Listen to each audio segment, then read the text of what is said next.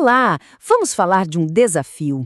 Como é que se ensina economia, um assunto que pode ser super complexo, de um jeito que todo mundo entenda e, mais ainda, queira aprender? Pois é, hoje a gente vai dar uma espiada nos bastidores de um projeto genial que encontrou uma resposta para isso, usando uma tática, olha, completamente inesperada para falar de finanças. Então, para a gente começar, vamos direto ao ponto. Qual é a grande sacada, a ideia central, por trás do universo da Turma do Zeca? É aqui que a mágica toda acontece. E a pergunta-chave é essa aqui. Parece até piada, né? Como é que se explica algo tão sério como a economia usando animais de desenho animado? Tipo, como uma capivara, um coelho e um touro podem nos ensinar sobre inflação, sobre taxas de juro?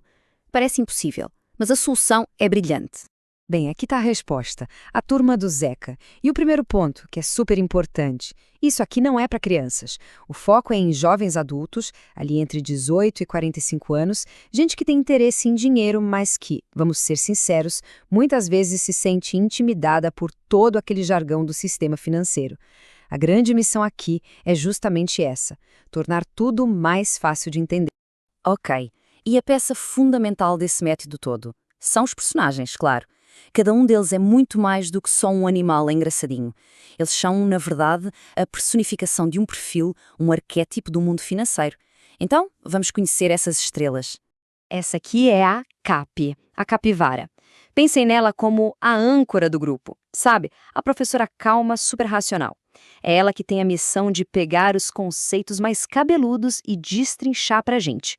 E essa personalidade dela não é à toa, tá? Tá totalmente ligada à função que ela tem. Justamente por ser paciente, por ser racional, a Capi é a personagem perfeita para desmistificar aqueles assuntos que dão um nó na cabeça, tipo inflação, políticas do Banco Central, essas coisas. E prestem atenção no nível de detalhe disso aqui, porque é impressionante. O guia de estilo desse universo é super rigoroso. A Capi, por exemplo, tem que estar sempre com esses óculos redondos e esse cachecol de lã. Não tem essa exceção. É a assinatura visual dela. E ponto final. Agora, vamos para o oposto completo da Capi. Esse é o Max, o coelho. Ele é pura energia, às vezes até meio apressado demais. O Max representa aquele comportamento típico de quem está começando a investir, sabe? Aquela pessoa que quer ver o resultado para ontem. O Max é a personificação daquela vontade de aprender tudo de uma vez só, de mergulhar de cabeça. E a energia dele representa as duas faces da moeda. Por um lado, o entusiasmo, a empolgação de um novo investidor, e por outro, o perigo de agir por impulso, sem parar para pensar direito. E assim como a capienha, o visual dele também é super bem definido. Aquele casaco vermelho, estilo desportivo, já passa toda a ideia da personalidade energética dele. E tem até uma regra específica sobre as orelhas compridas terem que estar sempre visíveis. Isso só mostra como cada detalhezinho foi pensado. E agora, conheçam o Tonhão, o touro. A conexão aqui é bem direta, né? Especialmente para quem já ouviu falar do mercado financeiro. Ele é a personificação do famoso bull market, ou seja, daquele momento de otimismo quando a economia está para cima. Mas o Tonhão não é só sobre ser forte fisicamente. Ele representa a própria força que move o crescimento da economia. Ela é a coragem de investir, o pragmatismo e também, claro, aquela força bruta do mercado quando está em alta. O estilo de roupa dele é descrito de um jeito bem curioso, executivo e infantilizado.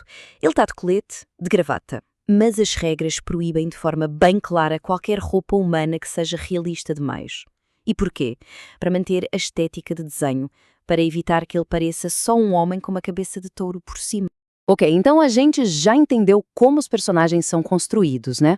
Mas as regras vão muito além deles. Agora vamos mergulhar em como todo esse universo é controlado por um guia de estilo, um manual de regras muito claro e muito, muito rigoroso. Basicamente, essas são as regras de ouro. A aparência tem que ser divertida, estilo cartoon 3D, mas as roupas precisam se adaptar ao corpo do animal, não o contrário. E as características da espécie têm que ser mantidas. É aquilo, uma capivara não veste um blazer como um ser humano. É esse realismo animal, dentro de um mundo de fantasia, que é a chave de tudo. E se as regras do que fazer são importantes, as proibições são ainda mais para manter a consistência de tudo. As regras são bem diretas. Nada de anatomia humana realista. Nada de roupas humanas muito complexas, tipo blazers cheios de estrutura. E talvez o mais importante de tudo, as roupas oficiais de cada personagem são sagradas. Ninguém mexe sem autorização. Tudo bem, a gente já conhece os personagens, já conhece as regras visuais, mas fica uma pergunta no ar, né? Onde é que tudo isso acontece? Em que cenário? E olha, a resposta pode ser uma grande surpresa. Pelo que a gente viu até agora, animais que falam, um estilo visual todo de desenho animado, a aposta mais lógica seria o quê? Uma floresta, um bosque, um cenário de fábula clássica, certo? E olha só, um dos documentos do projeto parece confirmar exatamente isso. Ele chama o cenário de Bosque dos Dividendos. Um nome perfeito para uma fábula sobre finanças, não acham? Parece que o mistério acabou, mas não tão rápido. Pois é, mas não. Um outro documento, o guia principal do projeto, diz o completo oposto, e com todas as letras. Não existe um bosque. Os personagens vivem em um contexto urbano e realista. E essa frase muda tudo. Esse é o grande pulo do gato do método Zeca.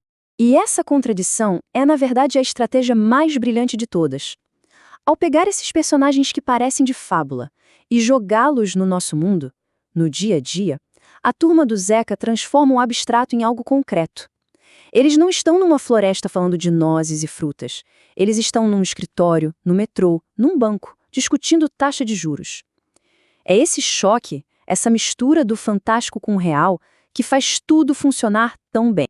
Então, agora que esse segredo do cenário foi revelado, vamos juntar todas as peças do quebra-cabeça e montar a fórmula completa que faz esse projeto ser um sucesso.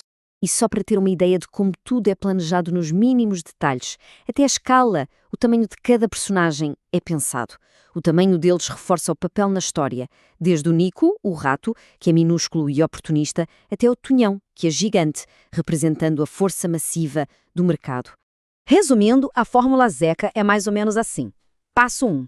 A gente pega conceitos financeiros abstratos e transforma em personagens animais com personalidades bem definidas. Passo 2.